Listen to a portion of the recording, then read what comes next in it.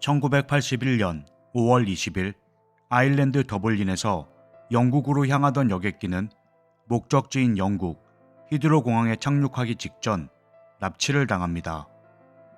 비행기를 납치한 사람은 로렌스 다운이라고 하는 55세의 호주인이었는데요. 자신의 온몸에 석유를 들이붓고 한 손에는 라이터를 쥔 그는 비행기를 착륙시키지 말고 항로를 이란으로 변경할 것을 요구합니다. 자신의 요구를 들어주지 않을 시 분신하겠다 위협을 하고 있었지만 비행기의 연료 부족으로 연료 공급을 위해 이란이 아닌 프랑스 투케 공항에 비상 착륙을 합니다. 이때를 놓치지 않고 프랑스 측의 협상 전문가가 현장에 투입되고 인질 석방을 위해 교섭에 나섭니다. 다우니의 요구사항이 무엇이었는지 파악을 했는데 그의 요구사항은 모두의 예상 밖이었고 충격적이었습니다. 그의 요구는 물질적인 것이나 어딘가에 피해를 끼치는 것이 아닌 전혀 예상치 못한 것이었습니다. 그의 요구는 교황 바오로 2세는 지금까지 봉인해온 파티마의 세 번째 예언을 일반에 공개하라. 이것이 그의 유일한 요구사항이었습니다. 인질극은 10시간 만에 프랑스 특공대에 의해 진압되었고 다우니는 현장에서 체포됩니다. 희생자는 없었지만 비행기 납치 사건으로 그는 5년의 징역형을 선고받았고 그가 과거에 기도와 침묵을 중시하는 트래피스트교 수도사였다는 게 알려집니다. 이때부터 대중들은 도대체 파티마의 세 번째 예언이 무엇이길래 이런 극단적인 방법을 선택해 교황에게 예언의 공개를 요구한 것인지 파티마의 예언에 대해 궁금해합니다.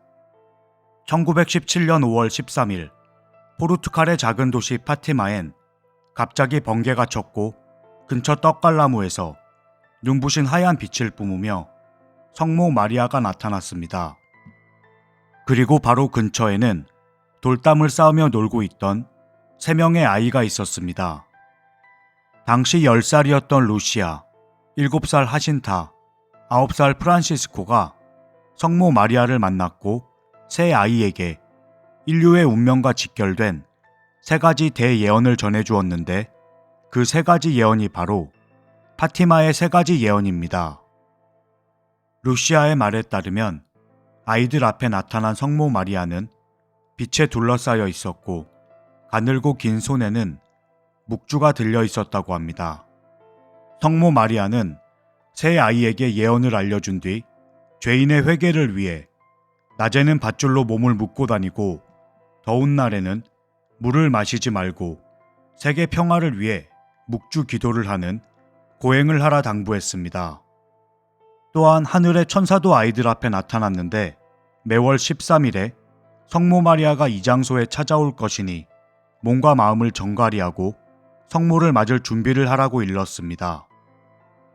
3명의 아이가 성모 마리아를 만났다는 소문은 삽시간에 포르투갈 전역으로 퍼졌고 수천 명의 사람들이 아이들을 만나기 위해 파티마로 몰려들었습니다. 성모 마리아를 영접했던 새 아이들 때문에 파티마가 혼란스러워지자 당시 파티마 정부는 정권의 반대파에서 종교를 이용한 계략을 꾸미는 것이라 생각합니다. 파티마 지방 행정관은 아이들의 말이 거짓이라 여기고 보호 감호 조치를 내리는데 이 과정에서 아이들에게 위협을 가하고 윽박을 지르며 예언을 말할 것을 요구했지만 아이들은 입을 열지 않았다고 합니다. 아이들을 계속해서 가두고 있을 수 없었던 행정관은 아이들을 풀어주는데 약속한 대로 매월 13일이 되면 성모 마리아는 아이들 앞에 나타났습니다. 이런 현상은 5월 13일부터 10월 13일까지 지속되었고 매달 이를 확인하기 위해 파티마를 방문하는 인파는 점점 늘어나게 됩니다.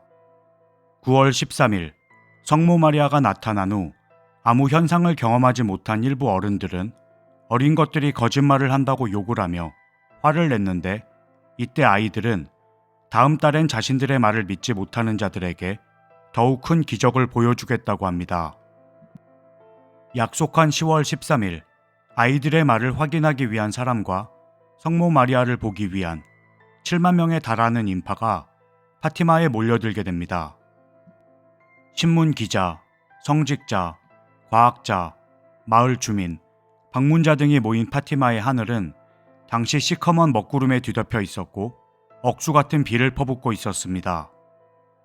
하지만 오후 1시경 갑자기 비가 그치고 먹구름이 물러가고 태양이 구름 사이를 뚫고 나오며 묘한 은빛 원반처럼 회전하기 시작했습니다.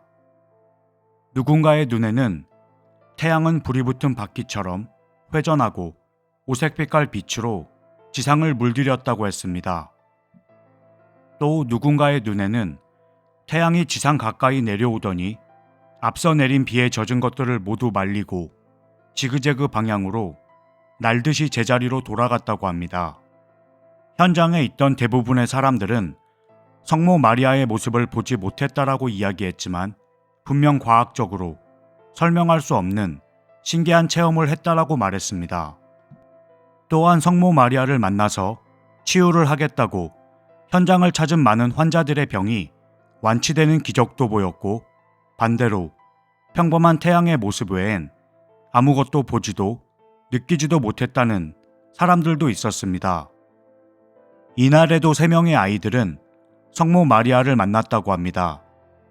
아기 예수와 성 요셉, 그리고 여러 성인들과 나타난 성모 마리아는 그 자리에 모인 사람들을 축복했고 기념 성당을 지으라 말했습니다.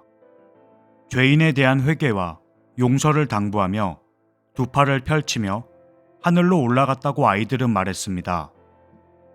신비로운 성모 마리아의 발현은 1930년 10월 13일 레이리아 주교와 로마 교황청에 의해 정식으로 인증을 받고 1953년 교황청에서 파티마의 대성당을 건립하며 성지로서도 인정을 받게 됩니다. 안타깝게도 성모 마리아의 발현을 목격했던 세 아이 중 하신타와 프란시스코는 1차 세계대전이 끝나고 유행한 스페인 독감으로 인해 성모 마리아를 만난 뒤 2년과 3년 사이로 각각 세상을 떠났습니다. 유일하게 살아남은 루시아는 1925년 스페인의 도로테아 수녀원에 입회하고 교황청의 특별한 관리 속에 수녀로서의 삶을 살게 됩니다. 2005년 2월 13일 97세의 나이로 루시아 수녀도 세상을 떠나게 되는데 그녀는 매주 수요일마다 성모 마리아를 만나는 경험을 했다고 알려져 있습니다. 수녀가 된 루시아에게도 성모 마리아가 알려준 3가지 예언에 대해 밝히라는 압력이 계속되었지만 루시아는 예언에 대해 알려주지 않습니다. 1941년이 되어서야 루시아는 자신의 회고록을 통해 예언에 대해서 밝히는데요. 첫 번째 예언은 생생한 지옥의 비참한 모습과 죄인들의 지옥에서 고통스러워하는 모습을 봤으며 그들의 구원을 위해 묵주 기도를 하란 말씀을 들었고 1차 세계대전의 종결을 보았습니다. 두 번째 예언은 1차 대전이 끝난 후에도 사람들이 회개하지 않는다면 더 큰 전쟁이 다가올 것을 전했고 러시아가 공산주의화되며 세계에 더 많은 고통을 가져올 것을 경고했습니다. 카톨릭 교회가 러시아를 봉헌하지 않는다면 교황 비오 11세의 통치 기간 동안 하늘은 붉은 빛을 발할 것이고 세계는 다시 한번 전쟁 속에 빠질 것이라고도 했습니다. 루시아는 세 번째 예언에 대해서는 회고록에 담지 않았는데요. 이는 미래가 더욱 선명해질 1960년까지 세 번째 예언을 밝히지 말라는 하늘의 계시 때문이었습니다. 하지만 건강하지 못했던 루시아는 1960년이 되기 전에 자신이 세상을 떠날 것을 염려해 세 번째 예언을 기록으로 남겨 봉인한 뒤 바티칸 비밀기록 보관소에 보관을 해둡니다. 루시아는 건강을 회복했고 1960년이 되었지만 교황청은 세 번째 예언에 대해서 밝히기를 거부합니다. 어느 날 교황 비오 12세가 루시아 수녀와 대화 중 세 번째 예언의 일부를 듣게 되는데 그 내용을 성 바오로 6세가 우연히 알게 되며 그 내용에 너무 놀라 충격으로 쓰러집니다. 그리고 세 번째 예언을 듣고 성 바오로 6세가 쓰러졌다는 이야기는 사람들에게까지 퍼지게 되는데요. 이 때문에 추측이 난무하게 되는데 때가 되면 공개하기로 했던 성모 마리아의 세 번째 예언을 교황청에서 숨긴다는 건 지구의 종말 같은 엄청난 것일 거란 이야기가 세간에 퍼졌고 파티마의 예언을 알고 있던 사람들은 두려움에 빠지게 됩니다. 세 번째 예언을 공개하라며 라즐로 토트라는 사람은 성 베드로 대성당에 보관된 미켈란젤로의 피에타를 망치로 파손하고 로렌스 다우니는 비행기까지 납치하며 파티마의 세 번째 예언을 알기 위해 말도 안 되는 사건까지 일어납니다. 사고와 논란이 그치지 않자 2000년 교황청에서는 갑자기 세 번째 예언을 밝힙니다. 그토록 문제가 되고 비밀에 숨겨져 있던 세 번째 예언은 십자가와 순교자들에게 다가서던 하얀 옷을 입은 주교가 총에 맞아 쓰러지는 모습에 대한 것이었습니다. 주교들 중 하얀 옷을 입는 사람은 교황뿐이기 때문에 세 번째 예언은 1981년 5월 14일에 발생한 성 요한 바오로 2세의 암살 미수 예언이었다고 합니다. 하지만 사람들은 공개된 세 번째 예언에 실망을 했고 의문을 제기합니다. 세 번째 예언이 성 요한 바오로 2세의 암살 미수 사건에 관한 것이라면 왜 숨기고 숨기다 이제 와서 공개를 한 것인가 의혹을 가졌고, 세 번째 예언의 일부를 듣고 쓰러졌다는 성 바오로 6세는 고작 이 내용을 듣고 쓰러진 것인가 하는 의문점 때문이었습니다. 예언의 흐름상으로만 보아도 첫 번째와 두 번째 예언은 세계적 사건에 관한 것이었습니다. 흐름상 세 번째 예언은 3차 대전이라거나 지구의 멸망과 같은 인류에 훨씬 더 중대한 일일 것이라 추측했기 때문에 교황청의 이와 같은 발표를 사람들은 믿지 않았습니다.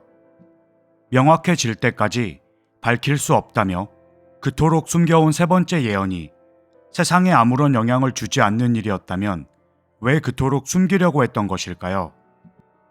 일각에서는 과거 새 어린이가 만난 것이 성모 마리아가 아닌 외계인은 아니었을까 하는 추측을 하고 있습니다. 아이들이 목격했다던 성모 마리아가 밝은 빛에 둘러싸여 있었다는 점과 길고 가느다란 손가락을 가졌다는 점, 그리고 사람들이 증언한 태양의 이상한 움직임 역시 지금의 UFO 목격담과 유사한 점이 많았습니다. 교황청이 예언을 공개한 뒤 과연 세 번째 예언이 성 요한 바오로 2세의 암살 미수 사건에 관한 것인지 여러 차례 확인을 요청합니다. 교황청 공보실은 그렇다, 우리는 숨김없이 완전히 공개한 것이라고 입장을 밝혔습니다. 이상한 점은 바티칸에서 세 번째 예언을 공식적으로 발표할 당시 루시아 수녀는 그 자리에 참석하지 않았습니다. 수십 년간 자신만이 알고 있던 예언을 공개하는 날이었는데 왜 그 자리에 참석하지 않았던 것일까요?